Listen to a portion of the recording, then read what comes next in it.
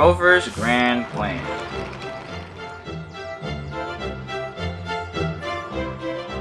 It was the winter season on the island of Sodor.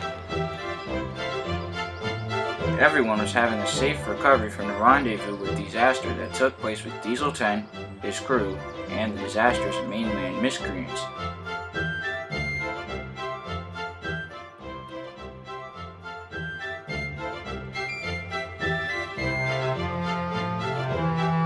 Lots of the newcomers across the island were adapting to their new lives, and everyone was hoping for the best. All that was, except for the fat controller.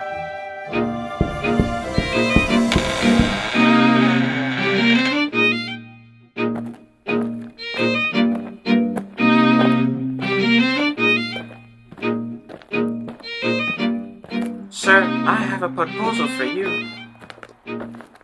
Well, I'm trying to fix my marriage that I ruined after those 2 perfect nights with Miss Jenny, but I'll see what I can fix in, he said bluntly. I'm serious, you imbecile, and I'll tell Miss Hat what we did in Winston the other day. Alright, what's your proposal? I'm proposing a new engine to work on your new NCC line, or whatever it's called. Alright, where's he from? The same place all your engines are from.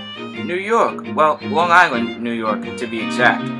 Oh, great. When will he arrive? Tomorrow morning at the docks. Well, I'll have to put him to work immediately. Mia will be taking a train of ballast from Homestead Hollow Quarry to the docks anyhow. He should work with her. I hope Mia likes his new engine. She's been giving me a lot of trouble lately. Oh my goodness, this snow is coming down hard. Morgan's fireman rode in on Morgan's footplate, dropping sand on the rails by hand. The fat controller arrived at the docks to greet the new engine. Once again, Sir Topham Hatt, you have me lifting 4-ton engines off of yet another boat from New York. When, oh when, will this end? Said Cranky bluntly. Suzanne, the steamboat, was very cross. No time soon, Cranky. I'm on contract. What? Hello. I wouldn't mind getting down, thank you very much. Don't talk to me, you heavy-hauling ingrate, fumed Cranky. Settle down, Cranky, boomed the fat controller. Hello. You must be Grover. I'm Sir Topham Hatt, as you probably figured out from Cranky over there, that I am the man in charge of all the standard gauge engines on the island of Sodor. Pleased to meet you, sir. I'm not too happy with your crane high up there. Forget those other engines. Like miniature and narrow, screw 'em. That's exactly what I'd say. I wouldn't say that. Where will I be working, sir? Well, that's where I'm going to take you right now. Let's go, Grover. Grover was excited as the fat controller got into his cab. This, Grover, is the main line. Engines big and small travel on it. The small branch line engines, like you, shouldn't only use it in case of emergency, with permission, of course. Railway regulations are important, remember. Ugh, I know. We have a main line on the New York Railway. I work the main line. I'm an expert on working the main line, said Grover. Yes, of course, but the main line in New York is very different from the main line on Sodor, said the fat controller. You think. Here are the Homestead Hollow sheds. This is where you will be residing for your stay here on Sodor, said the fat controller. Here are your shed mates, he said proudly. This is Mia! Grover! Ugh. So you two already know each other? Yes, sir. We do. Okay then, this is Gabby, Wisdom, Brandon, Deja, Naya, and Dominic. I know, sir, said Grover confidently. I've worked with all these engines before. Hello, Grover. Nice to see you again, said Dominic. I must go now. Goodbye. There are lots of other engines working on this branch line, enhancing this enterprise that you haven't met yet, so don't be cocky and stop cutting off the fat controller when he's talking, said Mia. Yes, thank you, Mia. Now, Grover, you and Mia have a very important job to do today. What is it, sir? Said Grover. He was trying to be respectful. You and Mia must go to the quarry and take a very important stone train to Brenham Docks. No, said Mia. I will not work with Grover. Grover never makes good decisions. Yes, I do, he said. The fat controller left. He had no time to waste. Are you excited to be working together again? Said Gabby. I know you two were old friends. We were not, said Grover. Mia was always bossy, rude, and overcritical. I was not, said Mia. Now come on. You have work to do. And she biffed Grover, and they started their long journey. I always make good decisions, said Grover. No, you don't, said Mia. What about that time when you got us trapped at the quarry? That one wasn't my fault, said Grover. Those machines were teasing me. It was indeed, said Mia. Look out! And the engines applied their brakes. Watch out, said Bull the bulldozer. He was a new machine working for Miss Jenny. We are working here at the farm. Farmer McCall needs new fences put up, he said. Sorry, said Grover. Look at you, said Mia. You almost got us hurt. Calm down, Mia, said Bessie. He's young yet. Give him a few days. The machines were working hard. See? Thank you, Miss... Please, call me Bessie the Steamroller. Thank you, Bessie the Steamroller, said Grover. At least you know how to treat a new engine. It's all right. We're all new at once, she said. But Grover's the silliest new engine of all, said Mia. He got us trapped in quarries. He got us stuck in mines. Then Roselle the Steamroller arrived. Hello, said Byron. Are you all right? No, said Roselle. My steamroller treads are very faulty. I'm too weak. I don't know if I'm going to be able to join you on the hilltops, she said sadly. Don't worry, you're not as weak as Scott over here, said Larson. Stop that, said Scott. Always teasing me. Come on now, you guys, we've got work to do. We have to head up to Gordon's Hill to clear all that snow. Why? Miss Bessie. Yes, Bessie, thank you. Why? Said Grover. We'll see you guys later. Then they were stopped again. Stop! Cried Stephen. What's the matter now? Said Grover. Sir Topham Hatt has just sent to us a new weather report. He said there's going to be lots of snow, so please be cautioned. Yes, of course, said Mia. Beware of Gordon's Hill. Snow is always at its thickest and worst there, so I advise you all to take care. Yes, said Stephen. It might be a blizzard of some sort. All right, said Grover. We'll take care because I'm leading the way. Well, aren't you a really useful engine? Said Edward. Yes, I am, said Grover. No, he's not, said Mia. He's always getting himself into trouble. I am not, said Grover. Suit yourself then, said Mia. Then Bill and Ben saw them. Stop! Cried Bill and Ben. What now? What are you? Said Grover. Bill and Ben were cross. They had an idea. Where are you off to? The quarry. Why? We know a shortcut, said Ben. Just go along the miniature railway line and you'll be there in no time. That way, you'll get to the quarry as fast as possible, said Ben cheekily. Grover was excited. Thank you, you banana engines. You're much obliged, he said. No, Grover, said Mia. That's not true, it's a trick, she cried, but Grover was already puffing away. I must go after him. Bother you twins, said Mia. Now we're going to be late again. Again? What does she mean? Said Ben. No idea, said Bill. Finally, Grover and Mia made it to the miniature railway junction at Alsborough West. We're here, said Grover. No, we're not, you idiot. I tried to tell you. Bill and Ben tricked you. Now we're further away from the quarry. Oh, no, said Grover. No worries, you two. At least now I can check on those hot cinders in your cab, Grover, said the driver. Grover was puzzled. Why do you have hot cinders in my cab, sir? He asked. I have hot cinders in order to spread the snow away in case we get frosted up on the tracks, he said. Then he saw a workman at the water column. He decided to ask him for some help. Excuse me, how do you get to Enofa Quarry?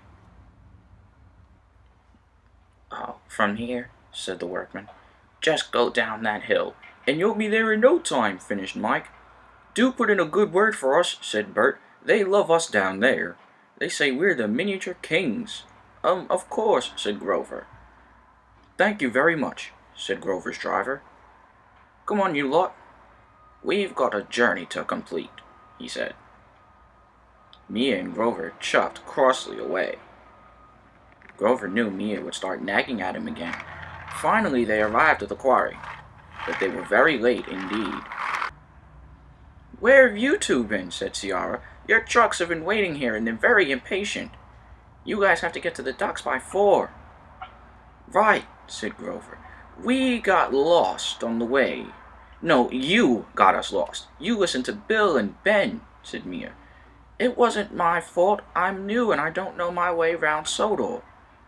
Come on already. We've got places to go, said Scruffy.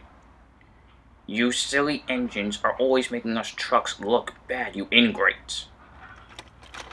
The engines at the quarry shunted the trucks as fast as they could. The train wasn't ready yet, but they all knew that the delivery was important. At last, Grover and Mia were ready to go. We're sorry we were late, said Grover. You should be, said Mia. You always do things like this. Especially when quarries are involved, she said cheekily. It started snowing along their journey, and Mia started nagging Grover even more. Remember the time when you made us fall down the mine, said Mia. That wasn't my fault, said Grover. Yes, it was, said Mia. And remember that other time when you got us covered in fish, she said. You always get us in lots of danger. The machines were working up on the hilltop. Miss Jenny had sent them to clear lots of snow so that it would not fall onto the tracks. Am I the only one working? Said Thumper. No, you're not, said Byron. We're coming, said Bull the bulldozer. He was new to the pack, and he had already taken a great liking to Byron. Ugh, this snow is getting all in my treads. Mine too, said Byron. I like to take slow care, and I can't go really fast if it's stuck in my treads, said Bull. Let's get to work, said Byron. Zoe plowed and plowed. My bucket's stuck, she said. Drifts aren't supposed to be this deep, she said. You're not working hard enough, said Jack. Lots of engines will come through soon. I don't think that I'm of any use, said Roselle, the steamroller. She hadn't been helpful. Jack kindly showed Bull the big bulldozer the ropes. Come on, Bull. All you've got to do is scoop that big snow and toss it aside along the hillside so that it won't fall onto the tracks. Roselle was worried. I must be careful, she said. She wanted to work all on her own. Then there was trouble. She backed into the snow and backed too far. Oh no, said Roselle. The snow slipped down the hillside and plummeted onto the tracks below on Gordon's Hill. The main line was blocked. Bust my buffers, said Naomi, the small red tender engine, as she was puffing past up the Coliseum Road. Roselle was worried, but somehow nobody else managed to hear that big crumbling noise. Maybe, just maybe, they're all immune to it, she said. I can hide this as easy as pie. She said, Come on everyone, time to go, job done, said Jack. And everyone climbed down the mountain. Roselle was very pleased. Nobody will know what I've just done, she said. Then there was trouble. Grover and Mia came down the big mountain slope, and they biffed into the snowbank.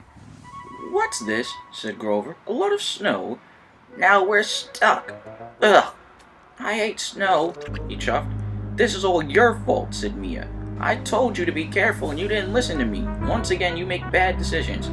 I do not, said Grover. He protested, but he knew deep down in his boiler that Mia was right. I'm just sick of you blaming me for everything. Then Neville puffed round the bend. Hello, you two. Do you guys need some help? He said. I'm happy to help you if you like. My coaches are empty. I can help you along, he said cheerfully. But Grover and Mia were too busy arguing. You always make fun of me. Even when I got covered in paint that time at the paint shop. You still teased me when you were sent to help me out. That's because I warned you and you chose to be silly, said Mia. Hello, Do you guys need any help at all? Said Neville. I've got a passenger train to deliver. No, said Mia, we don't need any help. Goodbye, she puffed crossly. Yeah, goodbye, said Grover. We're in the middle of arguing, thank you very much. Well, sorry, said Neville. I won't ask again. And he shoved away, feeling very disturbed. Such rude engines. I was only trying to be nice, he said as he thundered down the hill. Grover and Mia continued arguing. And what about that time inside Baldwin Mine? Aren't you the one who told the workmen to go tug at something that you thought was a shiny mineral and it just turned out to be a really bright flashlight? But you know, you were always good at pulling those coaches around the shunting yard, said Mia. I always liked that. And you were really good with managing those dangerous trucks. They tried to run me into the tower, said Mia, but you helped me out, Grover. I think that's something to be proud of, she said. Weren't we just arguing, said Grover. It seems like it was a long time ago. But you know what, Mia? You were always my friend, you mean, Grover? She said. Yes, said Grover. Maybe that's what I meant. But even though we make mistakes, we're still really useful friends. Then, Grover's driver came back. So, any luck? Any ideas on how to get out of this snowbank? Said Mia. I've got nothing, she said shamefully. I'm sorry. Then Grover had an idea. Driver, you said you had hot cinders in your cab earlier, didn't you? He chuffed cheerfully. I know just what to do, he said. We can use those hot cinders to spread the snow away from the rails. The driver and Mia were very impressed. Well done, Grover, what a grand plan, she said. So, the plan was now put into action, and the driver and all the workmen began spreading hot cinders between all the trucks and the engines to spread the snow away and melt the ice.